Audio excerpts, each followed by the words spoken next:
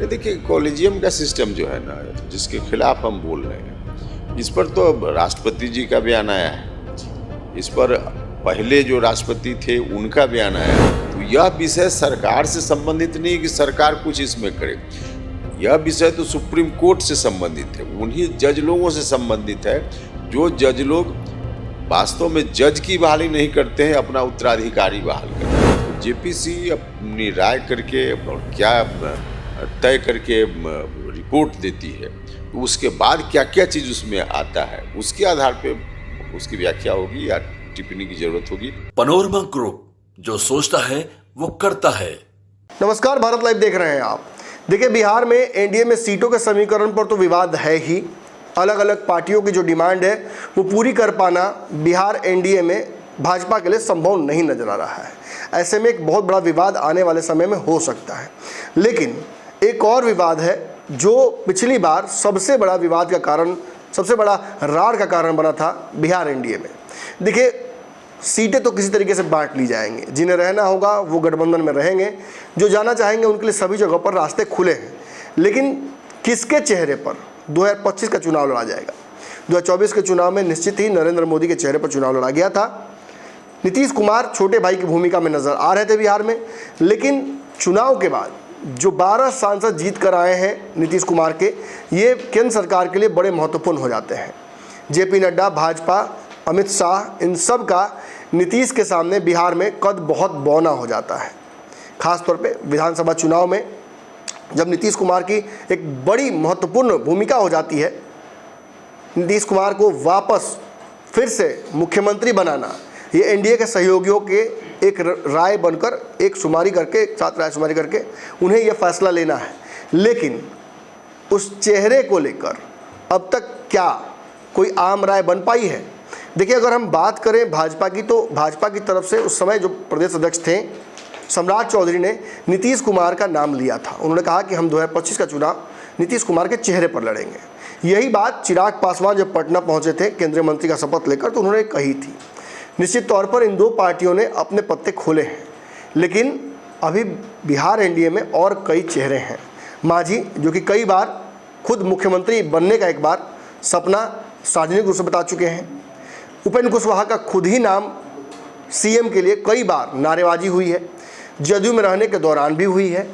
तो ऐसे में नीतीश कुमार से रिश्ते खट्टे होने के बाद जब भाजपा की तरफ उपेंद्र कुशवाहा गए थे, तो वो भी एक स्वाभाविक चेहरा बिहार में एनडीए का हो सकते थे सीएम फेस के लिए। लेकिन अब वो राज्यसभा गए हैं, लोकसभा चुनाव हारने के बाद उन्हें भाजपा ने सम्मान दिया है, आगे चल के केंद्र में एक बड़ी जिम्मेवारी मिलने की संभावनाएं बनी हुई हैं। ऐसे में बिहार एनडीए में कोई विवाद न हो, इसकी जिम्मेवारी उपेंद्र कुशवाहा ने भी उठा ली है। सम्राट चौधरी, चिराग पासवान के बाद आज उपेंद्र कुशवाहा ने भी मुझसे बात करते हुए ये स्पष्ट तौर पर कहा है कि बिहार में एनडीए के चेहरा एकमात्र फिलहाल नीतीश कुमार है। आगे चल के इस पर एक बहुत बड़ी, जो कह सकता है, एक बहुत बड़ा फैसला इस पर लिया जाएगा और उसे सार्वजनिक किया जाएगा। लेकिन तत्काल के लिए उनकी पार्टी किसी विवाद को ना हवा देना चाहती है, ना ऐसे किसी सवाल को उठाना चाहती है।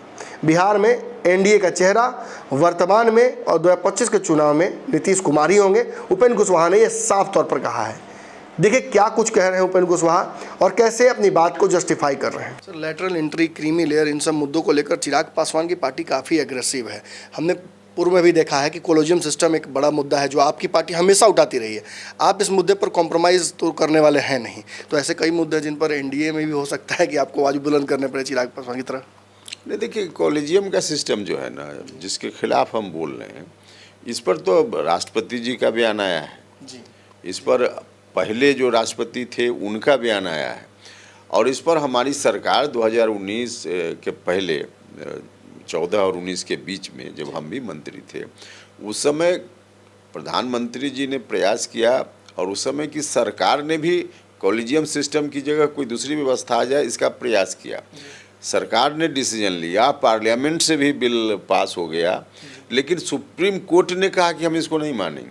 तो यह विषय सरकार से संबंधित नहीं है कि सरकार कुछ इसमें करे, यह विषय तो सुप्रीम कोर्ट से संबंधित है, उन्हीं जज लोगों से संबंधित है जो जज लोग वास्तव में जज की बहाली नहीं करते हैं, अपना उत्तराधिकारी बहाल करते हैं। तो यह जो व्यवस्था, इस व्यवस्था के खिलाफ या इस व्यवस्था की जगह कोई दूसरी अच्छी व्यवस्था आवे, यह तो सब लोग चाहते हैं। इसमें कोई पार्टी का मामला नहीं है या कोई सरकार और एनडीए का मामला नहीं है, सबका मामला है। आपके साथ सर अल्पसंख्यकों का एक बड़ा वोट बैंक शुरू से जुड़ा रहा है, आज भी आपके पार्टी में एक बड़ा जनसंख्या है उनका। वक्फ बोर्ड के मुद्दे पर लगातार जो एक सरकार को घेरने की कोशिश की जा रही थी, उस पर आपकी पार्टी का स्टैंड क्या है? नहीं, देखिए, उसमें तो बीच में बात कई तरह की आई और अंत में जेपीसी के पास पूरा चला गया है यह विषय। तो जेपीसी अपनी राय करके और क्या तय करके रिपोर्ट देती है, तो उसके बाद क्या क्या चीज़ उसमें आता है, उसके आधार पे उसकी व्याख्या होगी या टिप्पणी की ज़रूरत होगी। अभी तो जहां मामला गया है आने दीजिए। सर, एक सवाल जो बार बार एनडीए के सभी सहयोगियों से पूछा गया कि 2025 में आपका चेहरा कौन होगा, सम्राट चौधरी के चिराग पासवान, सभी ने नीतीश कुमार का नाम लिया है। क्या आप भी नीतीश कुमार को 2025 में चेहरा देखते हैं बिहार में एनडीए का? हाँ, निश्चित रूप से नीतीश कुमार जी अच्छा कर रहे हैं। दूसरा कोई चेहरा नहीं?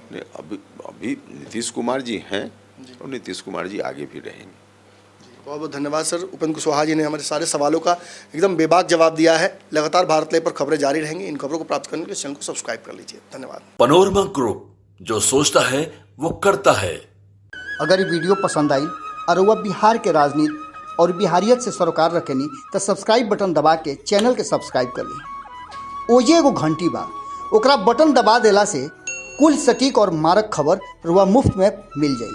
अगर रुआ पत्रकारिता के हमनी के नया प्रयोग में सहयोग कर चाहतानी तो ज्वाइन बटन दबा दी।